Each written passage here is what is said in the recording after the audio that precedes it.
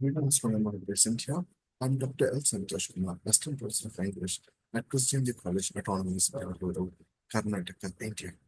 And today, let us have a glimpse on this particular text, The School in the Worst, written by a eminent film critic and also a philanthropist, Bharat Vajrayana.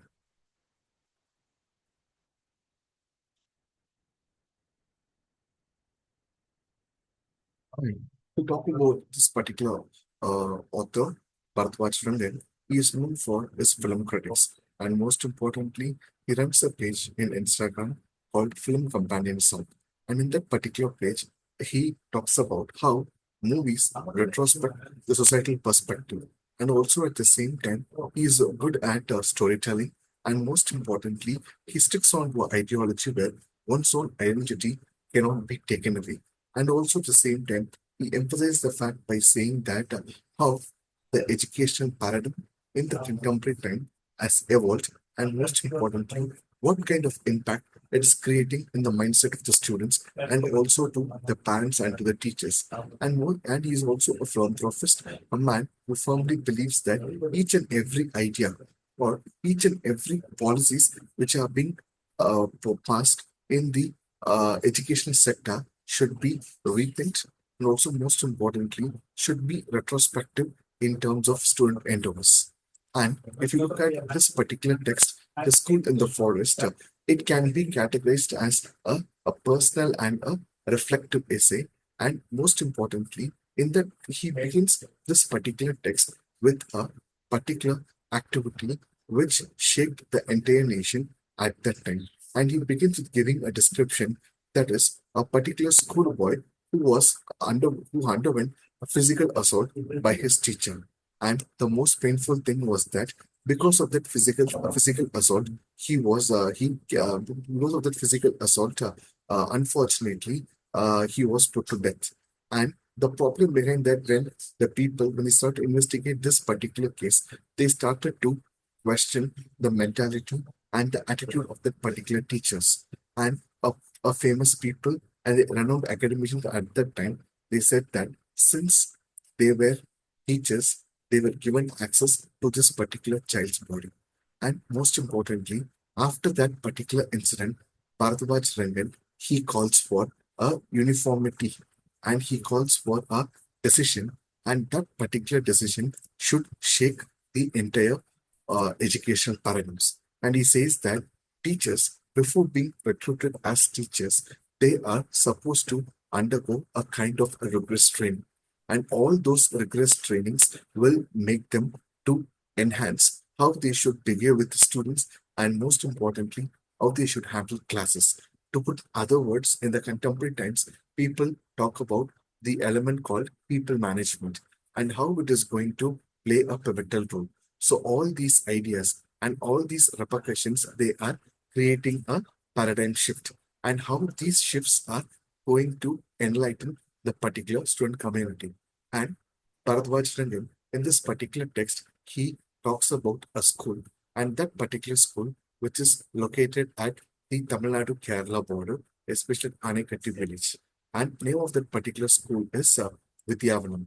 And the director of this particular school is Madam Prema Rangacharu, and she is being fondly addressed as Pat.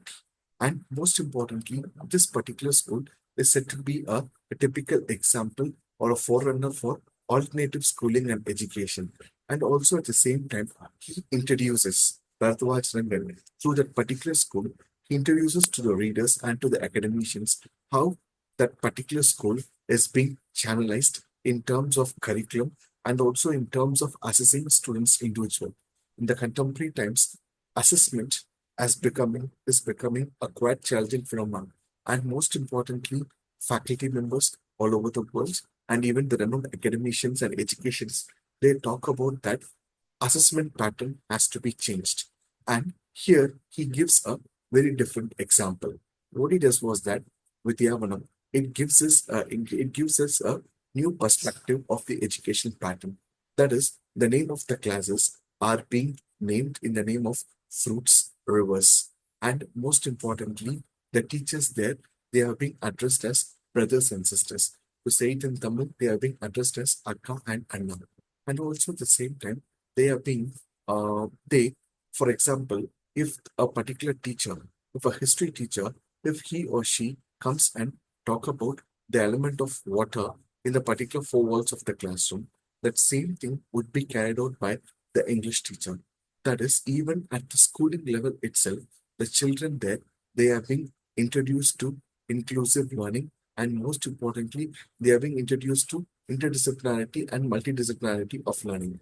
And also at the same time, they all come to know what sort of how education is being revamped in a, to a greater extent for the welfare of them. And if a play, if an English teacher, if he or she comes to the class, they'll make students to understand the importance of water, how the role of water plays a vital role in defining literaryness of a text, and also how riverbeds constitutes a huge factor in the literary text.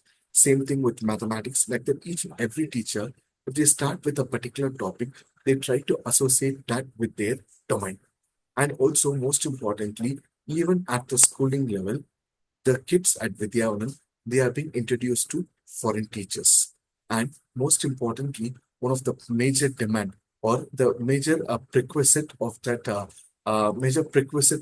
particular Vidyavanam school is that the parents who joined Vidyavanam, who joined their kids or who enrolled their kids at Vidyavanam, they requested Madam Rangachari that they want to see their kids to speak in English as how the director of Vidyavanam speaks. And most importantly, whenever they learn any sort of subject, by default, they have a strong resonance and connection with nature. And here I would like to quote the famous quote of Barry Commoner, who said that everything is connected to everything else. And also at the same time, we have also been introduced that how students found it difficult with the accent, that too the foreign teacher's accent. And here we should attend to a particular fact that none of us are the native speakers of English. And most importantly, the pronunciation or the stress and intonation which we give on a particular word, it varies, or the native speaker will be disagreeing with it. So the kids there, they found it difficult in the initial stage, and same thing with the foreign teachers. Because the foreign teachers, when they interacted with the kids, they didn't feel contented with what they are delivering.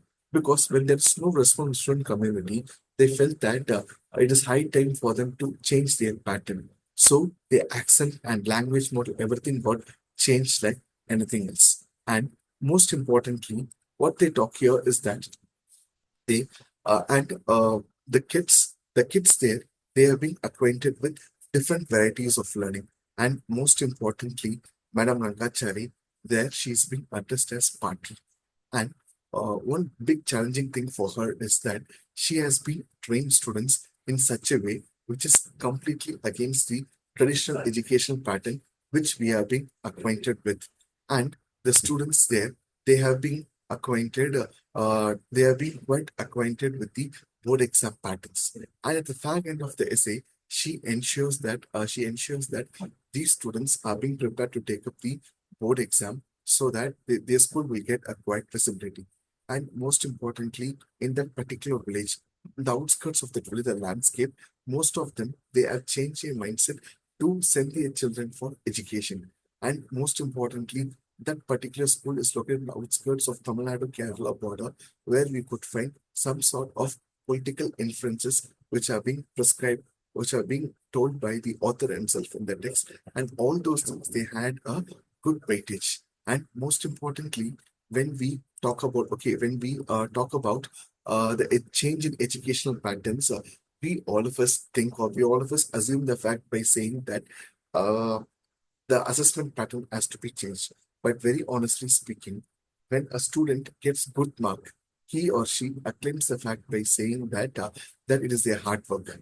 When they don't get a good mark by default, or when they don't perform well, or when their score is below the pass, because they say that the teacher has failed. So this has become the curse of the day. So Bharatwaj, when he introduced this particular school, how the students are being introduced to the holistic way of learning, as how they are being taught to think, critiquing, and most importantly, the element of critical thinking is the need of the art in the educational pattern.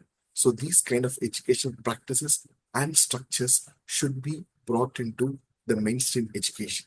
Since Vidyanam considers alternative education, it takes quite time for them to come into the mainstream. So all these things are supposed to be highlighted here. And most importantly, when we talk about change in the educational pattern, or when we talk about change in educational reforms, we all of us should understand in one aspect how unique are we, or how things are going to get changed. When all those things get changed, we have to understand how does the pattern evolve. When all these patterns don't get evolved, then there is no point of thinking of a society which makes citizen to be more transformative and productive. So this particular text is an eye opener to all of us, or to an eye opener to all the educationists who believes in the revamping the entire education pattern. And most importantly, I would like to conclude by saying that quality education forever, forever quality education, and ever for quality education. Thank you.